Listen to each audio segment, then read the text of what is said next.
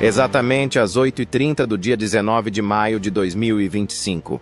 Um operador da SBU usando óculos FPV recebeu a autorização que tanto esperava.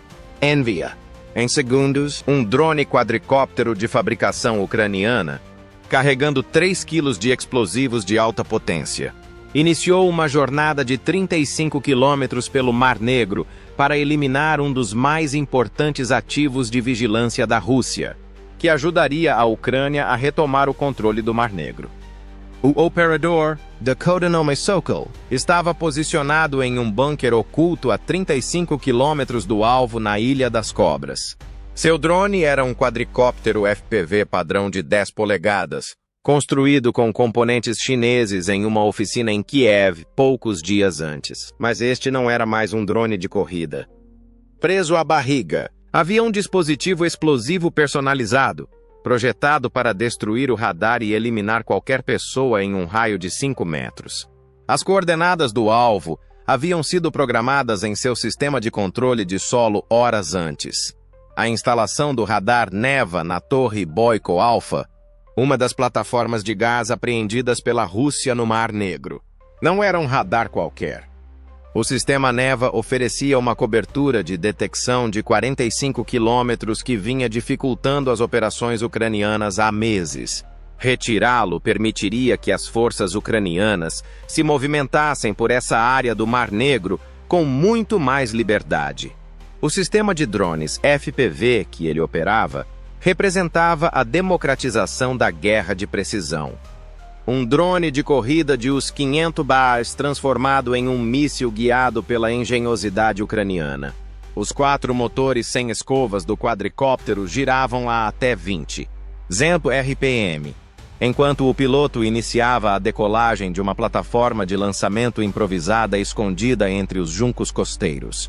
Ao contrário dos drones militares tradicionais, os sistemas FPV fornecem transmissão de vídeo em tempo real por meio de uma transmissão analógica resistente a interferências eletrônicas.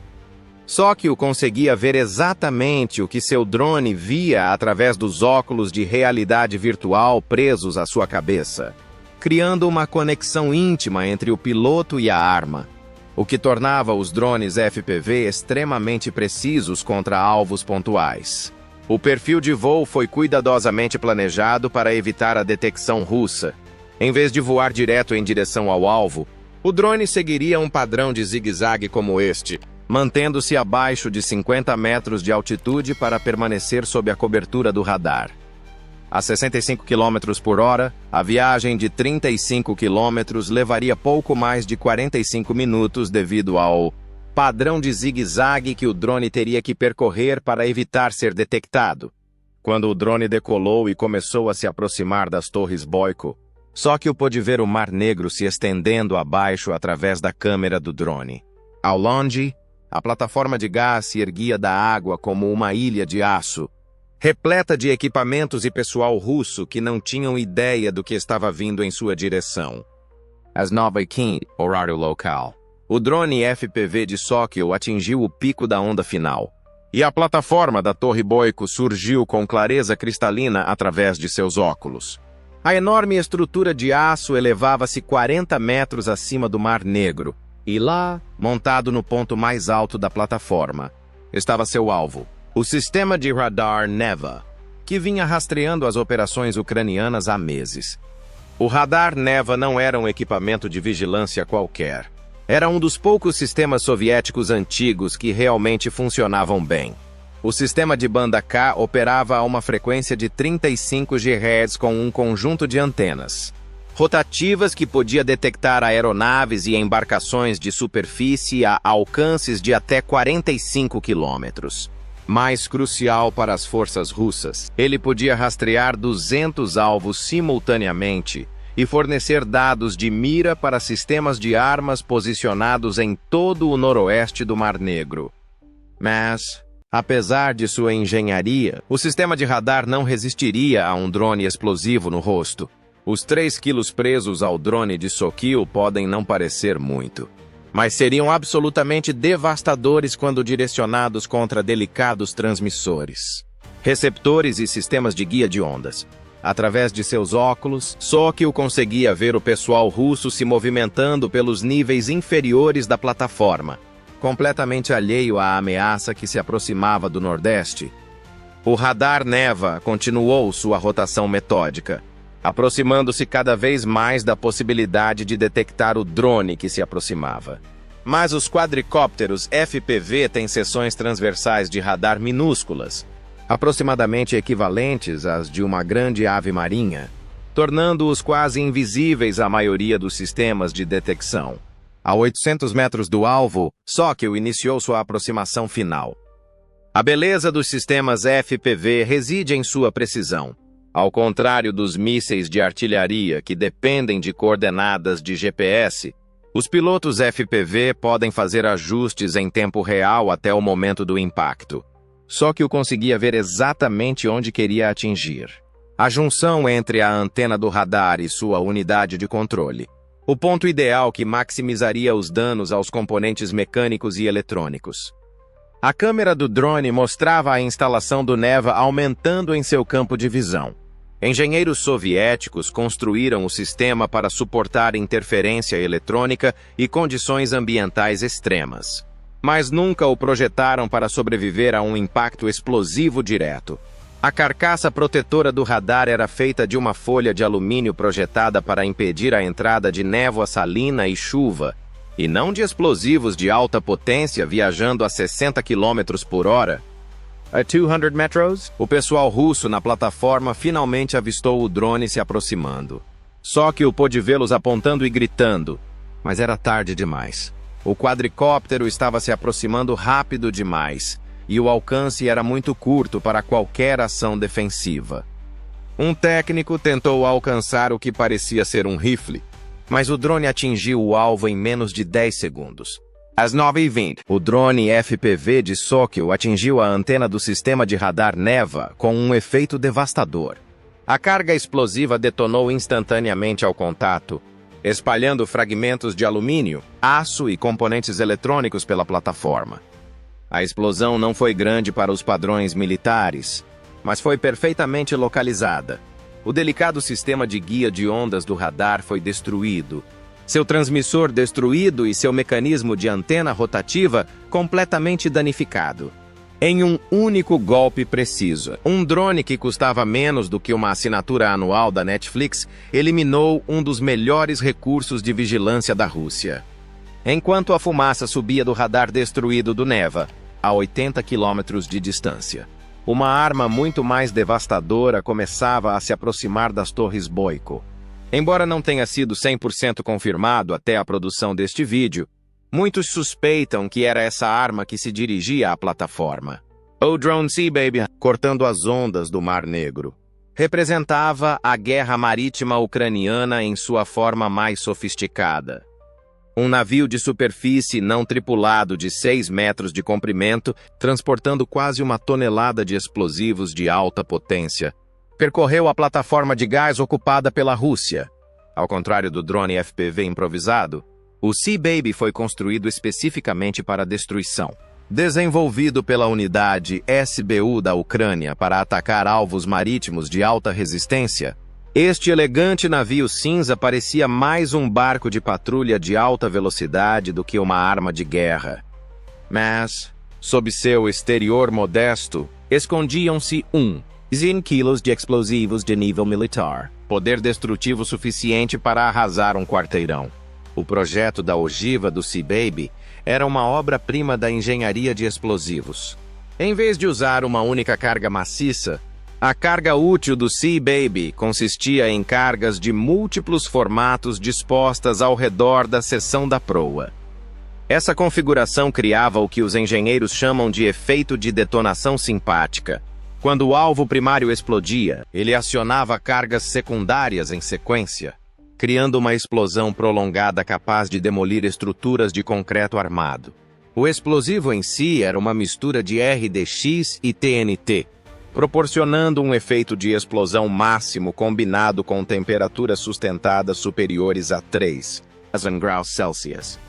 Ao ser detonada contra as estruturas de suporte da Torre Boiko, essa ogiva não apenas danificaria a plataforma, como também criaria uma bola de fogo contínua que derreteria aço e transformaria concreto em pó. E, apesar do nome, o Seababy definitivamente não estava se arrastando em direção ao alvo.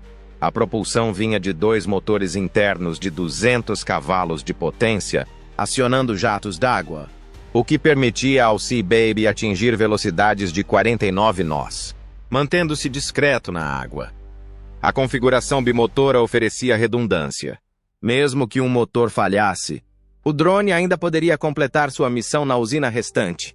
A navegação era feita por uma combinação de GPS, orientação inercial e comunicação via satélite em tempo real. Com tanques de combustível adicionais, o Seababy pôde operar de forma autônoma em todo o seu alcance de 1,0 km.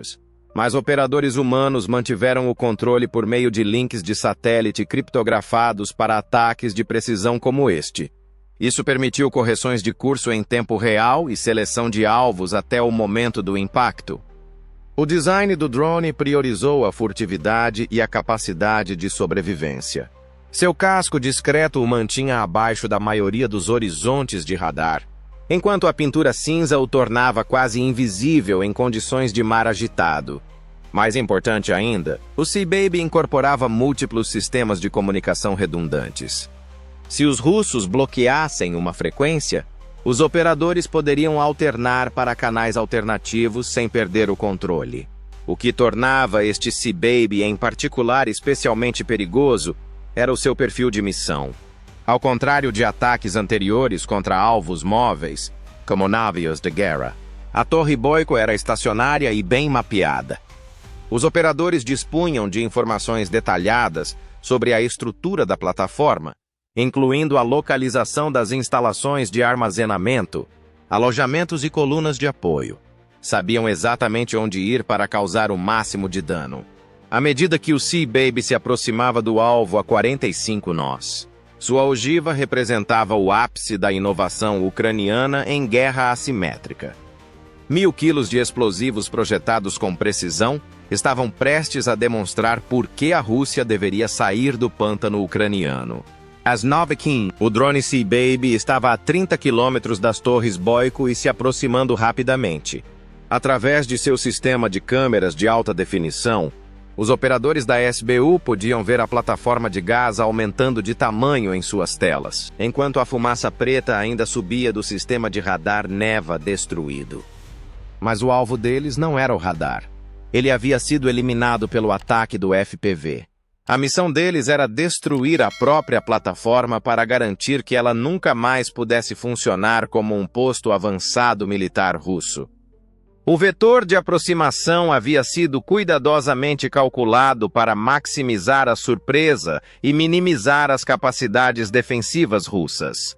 Com o radar Neva destruído, as forças russas na plataforma estavam efetivamente cegas às ameaças de superfície. Sua capacidade de detecção restante consistia em seus globos oculares Mark I e quaisquer rádios portáteis que pudessem usar para pedir ajuda. Mas a ajuda estava a mais de 100 quilômetros de distância. Através da imagem da câmera do Seababy, os operadores podiam ver a escala completa do complexo da Torre Boyko. A plataforma consistia em vários níveis conectados por uma estrutura de aço, com instalações de armazenamento, salas de equipamentos e alojamentos distribuídos em diferentes seções.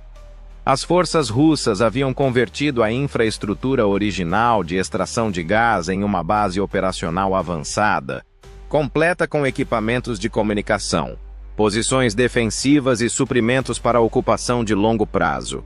O sistema de piloto automático do Seababy realizava centenas de microcorreções por segundo para manter a velocidade de aproximação e a direção ideais.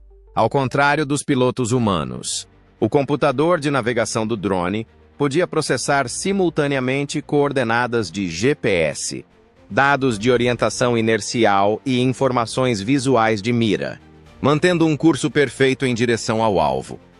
A 09:35 e a 10 km de distância, o Seababy ativou seus sistemas de orientação de terminal.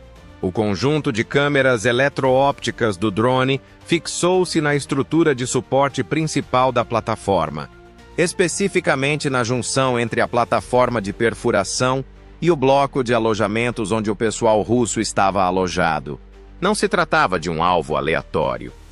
A inteligência ucraniana havia determinado que a destruição desse ponto estrutural específico faria com que a plataforma caísse no mar. A velocidade do Sea Baby havia aumentado para 49 nós ou 90 km por hora. Nessa velocidade, o drone de 6 metros de comprimento se transformou em um projétil de 6 voltas, carregando 1,0 quilos de explosivos de alta potência. A energia cinética por si só seria devastadora, mas combinada com a enorme ogiva, o impacto seria absolutamente catastrófico.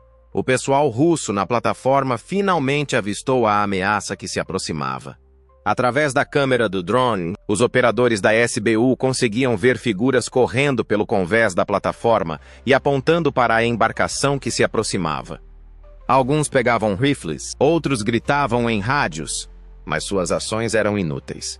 O Sea Baby estava a menos de 5 minutos do impacto, e nenhum sistema de armas na plataforma era capaz de detê-lo. Os preparativos defensivos da plataforma eram pateticamente inadequados para essa ameaça. As forças russas dispunham de algumas armas de pequeno porte e talvez algumas metralhadoras, mas estas foram projetadas para repelir tentativas de abordagem por parte de atacantes humanos. E não para ataques de drones de alta velocidade. O perfil discreto e a velocidade incrível do Sea Baby tornavam quase impossível o combate com armas convencionais. A 2 quilômetros do alvo, o Sea Baby estava empenhado em sua aproximação final. 1.000 quilos de explosivos estavam prestes a transformar a Torre Boyko, de um posto militar russo avançado, em um amontoado retorcido de metal. O drone Sea Baby atingiu a principal junção de suporte da Torre Boyko com a força de um trem de carga. As cargas moldadas dispostas ao redor da proa do Sea Baby concentraram a energia explosiva diretamente nos suportes estruturais da plataforma, criando um efeito de demolição que os livros didáticos de engenharia descreveriam como uma falha estrutural catastrófica, mas que eu chamaria de explosão total.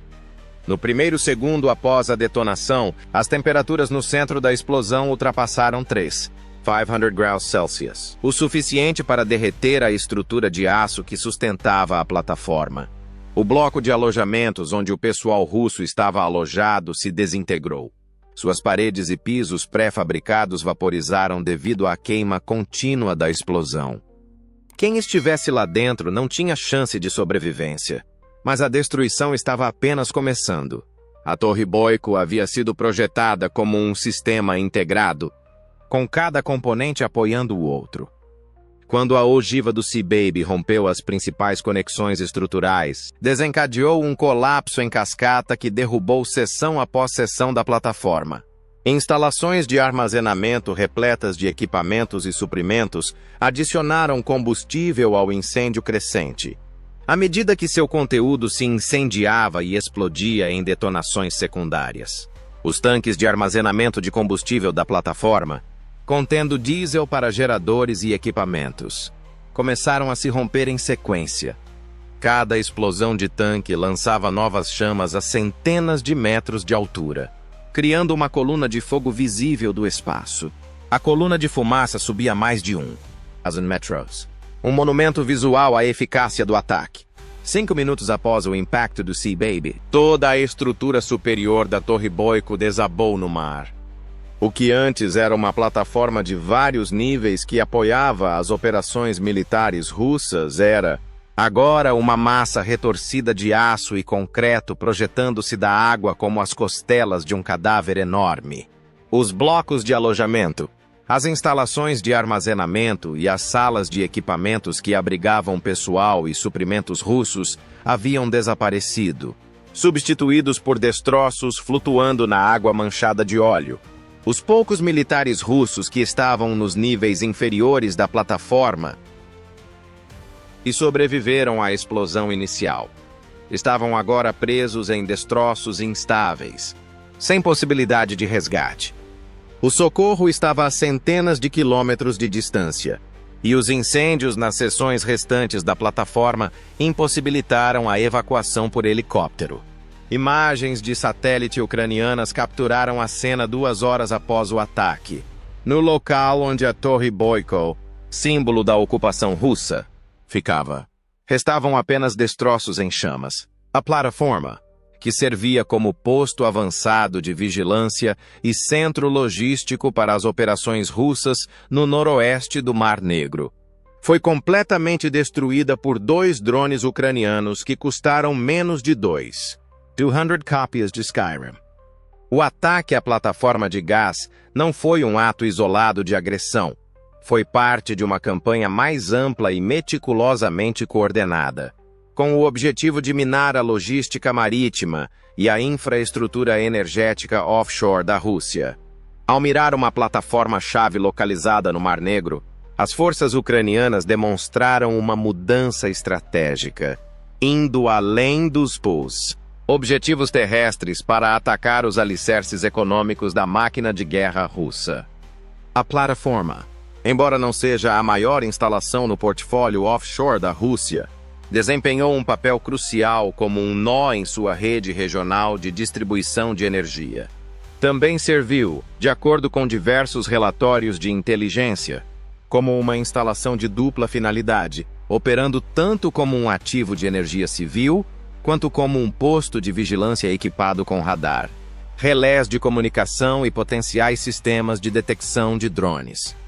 Ao eliminá-lo com um par de drones de médio alcance e baixo custo, provavelmente quadricópteros comerciais modificados ou UAVs de asa fixa adaptados com cargas explosivas, a Ucrânia demonstrou mais uma vez que a assimetria de custos poderia ser aproveitada com grande eficácia. Os drones não dependiam de força bruta.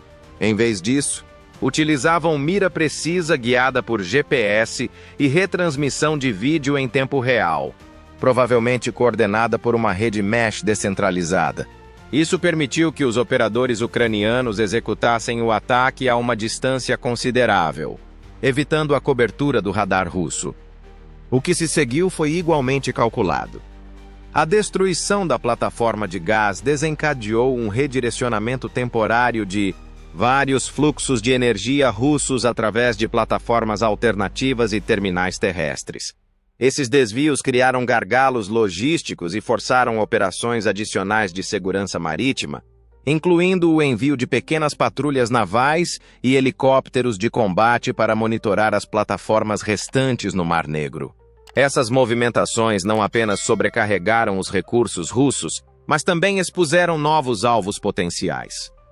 Na verdade, a Ucrânia forçou a Rússia a uma posição defensiva, gastando exponencialmente mais para proteger seus ativos do que a Ucrânia gastou para atacá-los. A ascensão da guerra marítima com drones. Este incidente marca mais um marco no que os analistas de defesa agora chamam de terceira onda da guerra de drones. Uma transição de ataques de precisão ar-solo para ataques de drones com alvos marítimos. O uso de VANTs em operações marítimas é um fenômeno crescente, particularmente em zonas litorâneas disputadas como o Mar Negro, onde o domínio naval tradicional está sendo desafiado por plataformas pequenas, inteligentes e volumosas.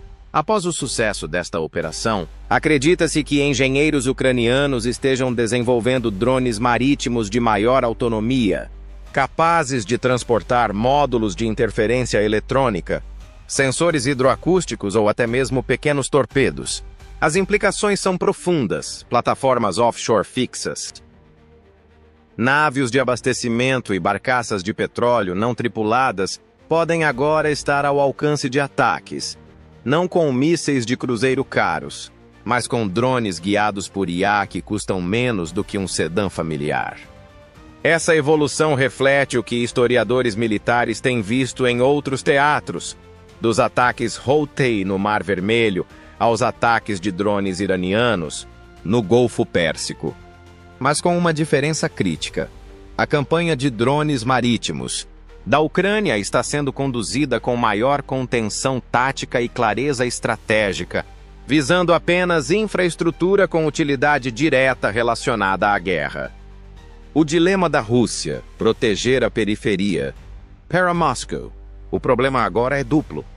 Em primeiro lugar, deve ampliar suas capacidades de defesa aérea para cobrir um raio marítimo mais amplo, o que exige atualizações de hardware e software, sem mencionar a coordenação com a sobrecarregada frota do Mar Negro. Em segundo lugar, deve reavaliar a forma como a infraestrutura de energia de uso duplo é defendida, especialmente em zonas anteriormente consideradas de baixa ameaça. As respostas iniciais da Rússia, supostamente incluindo o rápido envio de sistemas de mísseis terra-ar, SAM, de curto alcance e caminhões de contramedidas eletrônicas, ECM, para as costas adjacentes, sugerem um estado de alerta intensificado. No entanto, tais esforços têm um custo. Ao deslocar meios defensivos para o Mar Negro, a Rússia pode estar enfraquecendo sua proteção sobre locais mais sensíveis no interior. E é aí que reside a vantagem da Ucrânia.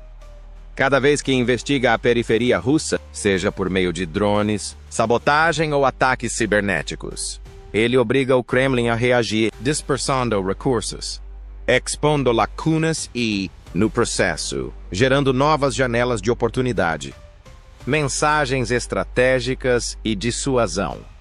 Mas o impacto do ataque à plataforma de gás estendeu-se além do campo de batalha. O Ministério da Defesa ucraniano divulgou imagens cuidadosamente editadas dos drones em voo, da explosão e das consequências. O vídeo era clínico, sem ostentação, evitando deliberadamente qualquer tom comemorativo. Em vez disso, enquadrou a operação como uma resposta necessária à militarização russa de estruturas civis e como um ato legal de autodefesa, de acordo com o direito internacional. Essa mensagem repercutiu. Em poucas horas, veículos de comunicação da Europa e da América do Norte noticiaram a notícia. Analistas debateram se isso marcaria o início de uma nova frente no conflito, uma onde a FETU, infraestrutura econômica e os pontos estratégicos de energia se tornariam o próximo campo de batalha. Enquanto isso, a mídia estatal russa minimizou o ataque, chamando-o de um acidente ou um ataque fracassado, apesar das evidências de satélite em contrário. Essa divergência narrativa evidenciou mais uma vez como a guerra de informação ocorre em paralelo com as operações cinéticas. A Ucrânia não obteve apenas uma vitória tática, ela controlou a história, preparando-se para a próxima fase. De acordo com analistas de inteligência de código aberto, a Ucrânia está investindo em sistemas modulares de drones que podem se adaptar a diferentes missões por meio da troca de cargas úteis. Essas plataformas, supostamente construídas com estruturas compatíveis com a OTAN, são capazes de transportar desde sensores EOIR de alta resolução até mini-ogivas anti-radiação. Essa flexibilidade será crucial à medida que a guerra avança para sua próxima fase. Ataques direcionados a cadeias logísticas, reservas de combustível e nós de comando digitais. E, diferentemente das operações tradicionais com mísseis de cruzeiro, que deixam evidências forenses claras, essas novas plataformas são mais furtivas, mais fáceis de negar e mais difíceis de combater. A Rússia, por sua vez, provavelmente intensificará suas medidas anti-drones, possivelmente integrando lasers para destruir drones, bloqueadores direcionais e interceptadores hipersônicos de drones. Mas cada um desses sistemas é caro, complexo e vulnerável à saturação. Para cada unidade de defesa de $1 milhão implantada, a Ucrânia pode lançar uma dúzia de drones por uma fração do preço. Em suma, a guerra está se inclinando para uma letalidade mais econômica, e a Ucrânia está escrevendo as novas regras. Adeus por agora.